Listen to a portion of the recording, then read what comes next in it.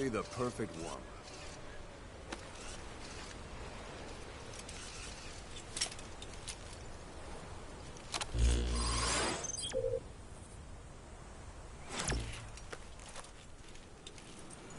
Kazuhira Miller is being held in Dawandehar to the north. Check its location now. Take out your iDroid.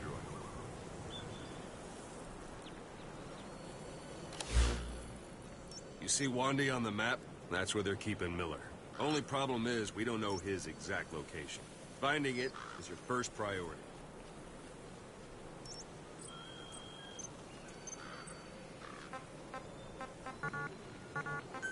Go ahead and close the iDroid.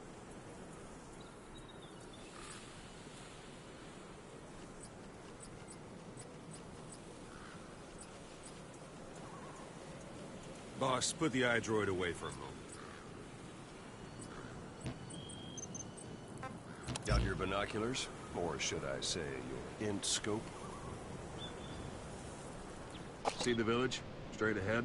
To the right. All right, that's the village. If you see something through the binoculars and you need more information, just give me a call. I'll tell you anything I can about it. That's Violo Village, the Violo Calais. The villagers fled the war and evacuated a while back. Since then, it's become a base for the Soviets' 40th Army. A few days ago, Miller was taken through there, en route towards Dawandehar. You may be able to pick up the trail there. It's worth a shot. Put a marker on it so you don't lose track of where it is. Good. Now you won't have to worry about getting lost along the way. You can't have much left in him. I give him 3 days, tops. If we fail, and he dies, we lose our chance of revenge.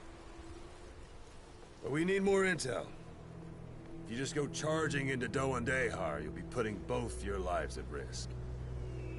See what you can find out first. The Soviets have other outposts, not just the one you saw. Afghanistan is a big place. I expect you'll become quite familiar with those binoculars as you plan your next move. How and where you make it, well, that's up to you. From here on out, you're on your own.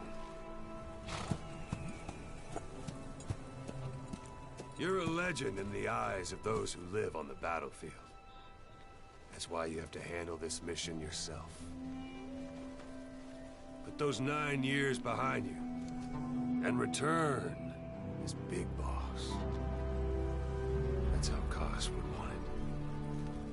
I'll be sending additional intel by radio. Stay sharp. Not one of Miller's bodyguards survived. And they were good. All we found on the scene were their corpses and these. They'll be missing them. And you're his only hope of getting them back.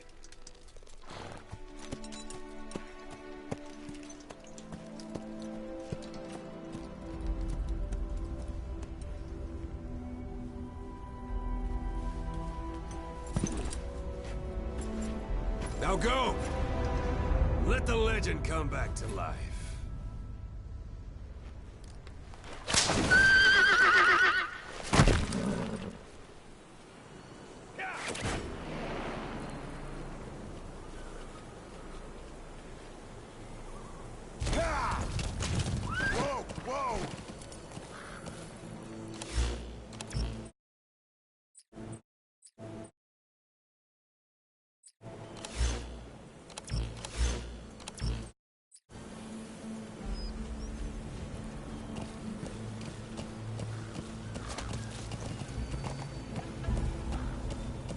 Why don't you do a little more practice in those ruins? Shooting, taking cover, climbing obstacles. See to it that 9-year gap doesn't slow you down.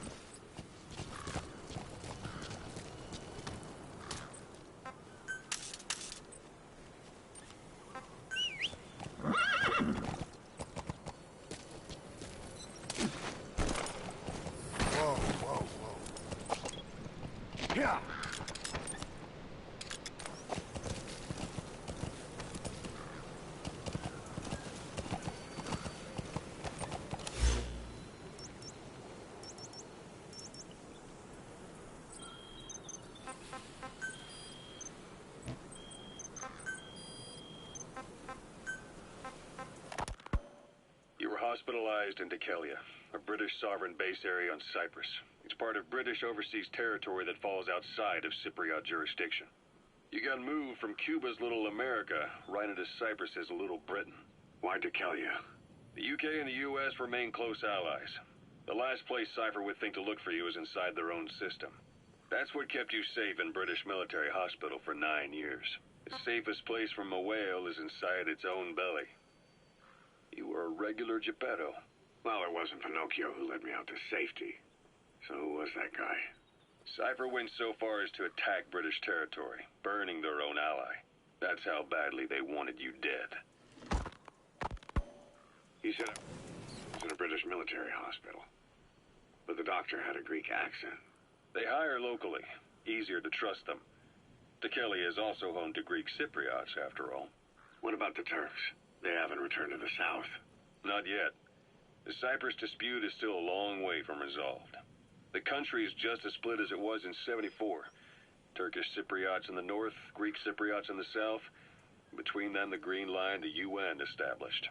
And Dekelia sits right on top of it. It does. Part of the buffer zone between the two groups. Another reason it was the perfect place to hide you. Easy to spot any outsiders snooping around. So how do things stand? Now, last year, the Turks declared that the Turkish Republic of Northern Cyprus is an independent state, though it's only Turkey that recognizes it. In the past, the Greeks and Turks lived side by side in the same villages. There are reasons to fight. Those came from the outside.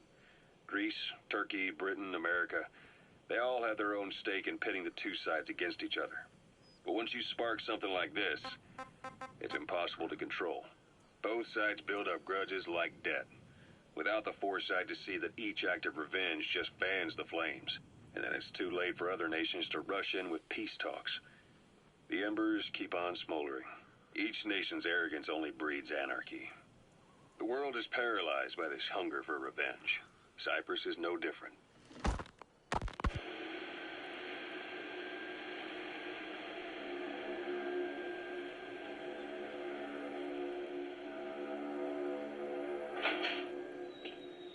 You're up. We're changing ships? We can't go sailing the Suez in a whaler. The Suez Canal. When did they reopen it? Not long after you were attacked. Once they finished sweeping it for mines after the Arab-Israeli conflict. Can you stand? We've got to transfer to a container ship for passage through the Suez. Our destination is Pakistan, Afghanistan's neighbor to the south. There we disembark and head via Peshawar to the Zero Line, the border. We'll travel to the Khyber Pass by road. And then? We continue on horseback. Afghanistan's main roads are under Soviet control. We'll need to go around them. It'll be all narrow, winding paths through the mountains. We'll do better on horseback. It's a local guerrilla tactic. They use the higher ridges to avoid air recons. Then they charge down the mountains for ambushes. The Soviets still haven't devised a counter-strategy. Our time frame is only half as much as we really need. It's gonna be a tough march. Better horses than boats. Well, it'll make for good physiotherapy. Take the time to get used to that new arm. While the Soviets have indicated they are not participating in the Los Angeles Olympics, primarily because the United States has made no attempt to guarantee the safety of the Soviet Union's athletes, the United States is increasingly demonstrating the belief that the issue has nothing to do with its preparations, and in fact this is retaliation for the Western nation's boycott of the previous Moscow Olympics. That concludes today's news. That's quite some news. The Soviet Union not attending the LA Olympics? Yeah. Andropov's death has changed some things. They're calling it revenge for the Western boycott of the Moscow Olympics. Countries boycotted the Moscow Olympics? Yes. In protest of the Soviet Union's invasion of Afghanistan. Over 50 countries were absent. It's too bad I didn't get to see Yamashita's judo. When the 40th Army crossed the Amu River 4 years ago, détente went right out the window. The U.S. Congress chose not to ratify SALT II, and Reagan's hardline politics won him the presidency in a landslide. According to him, the Soviet Union's an evil empire. The Second Cold War. And there's been no end to regional conflicts and civil wars. Lebanon, the Falklands, Grenada, Iran, Iraq. The story never changes. Egypt and Israel did sign a peace treaty. But then the driving force on the Egyptian side, President Sadat, was assassinated afterward. Apparently, his actions were considered a betrayal of his fellow Arabs. Islamic extremists? Yes. Fundamentalist extremists have been responsible for some bold acts of terrorism in recent years. We've had extremist students in Iran take U.S. embassy workers hostage, and suicide bombings in Lebanon. Over 300 foreign soldiers stationed there have been killed. But countries have yet to develop an effective means of dealing with terrorism. Afraid of losing their own men, they've pulled their forces out, handing private forces a golden opportunity. Private forces? Small armies with no national affiliation, working for the highest bidder. That's right, they got the idea from you. After Mother Base went down, they began spreading to meet the soaring demand. Miller's organization is just one of many PFs now. The entire world is after you. But at the same time, it needs you too.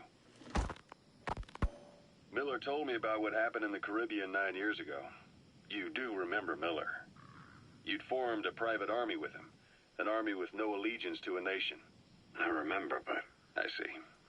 You're not sure what's fact and what's a fantasy caused by the coma. It's still all a mess, huh? All I can do is tell you the facts as they were told to me. I've gone easy on you up until now, but this is where the hard stuff begins. 1974, the year before you entered your coma. You were in Colombia, operating with a small unit of men, basically mercenaries. Miller was among them. Miller was trying to find a way to turn his and your talents into a line of work. He was looking to start a business where you would fight on behalf of others around the world, those who needed military force. But the reality was, at that time, you didn't have enough gear to equip your own men. Then Miller came across this client. It was a huge job he was offering, but you had a shot at pulling it off. You accepted it and headed into Costa Rica. The client even threw in an offshore facility in the Caribbean.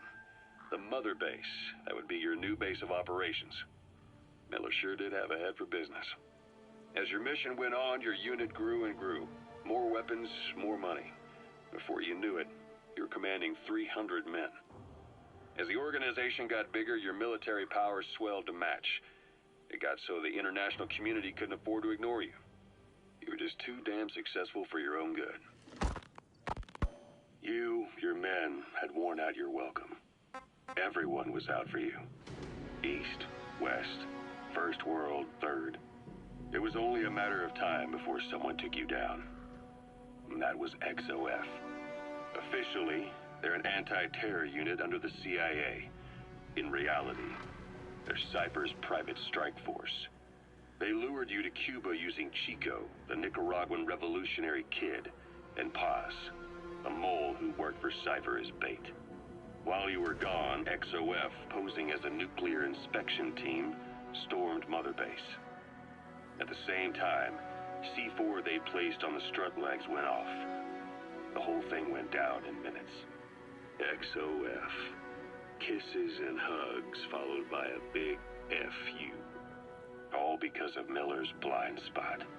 A back door into Mother Base no one suspected. You remember a certain scientist.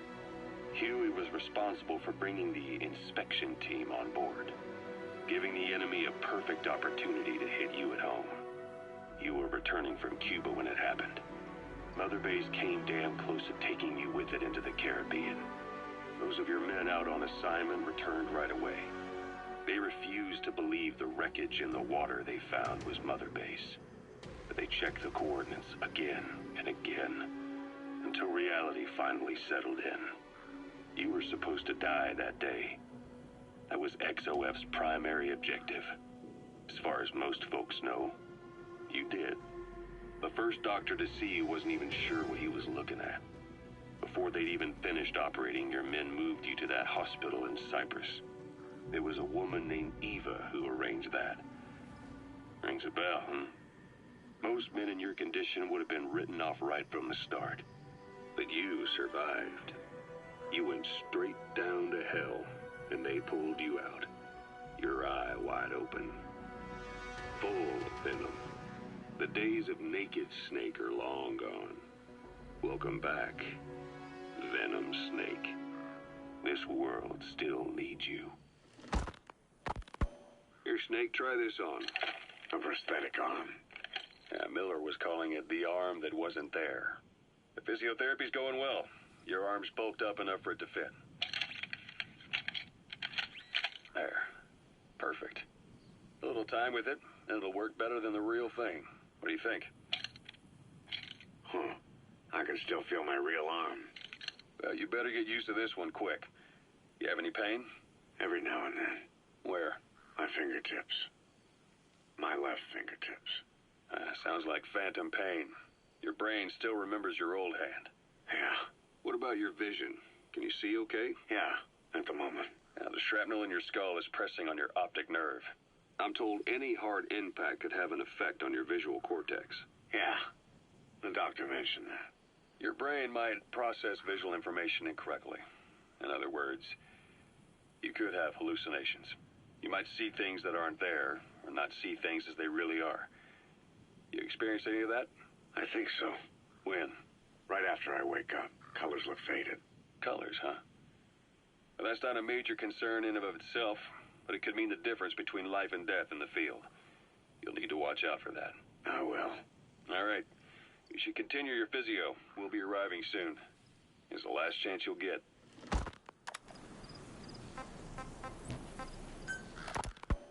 Snake, I wanted to ask you about the man on fire. What do you remember from the hospital? Anything we can use? Well, he took off the moment the sprinklers started up. Sprinklers? The fire system? And when he got sprayed with water from the burst pipe, it slowed him down. When we escaped on horseback, he wouldn't cross the river either. And then it started to rain. And he disappeared. Water against fire. Is it that simple? I mean, it makes sense. It's just hard to believe it would work on a guy like that.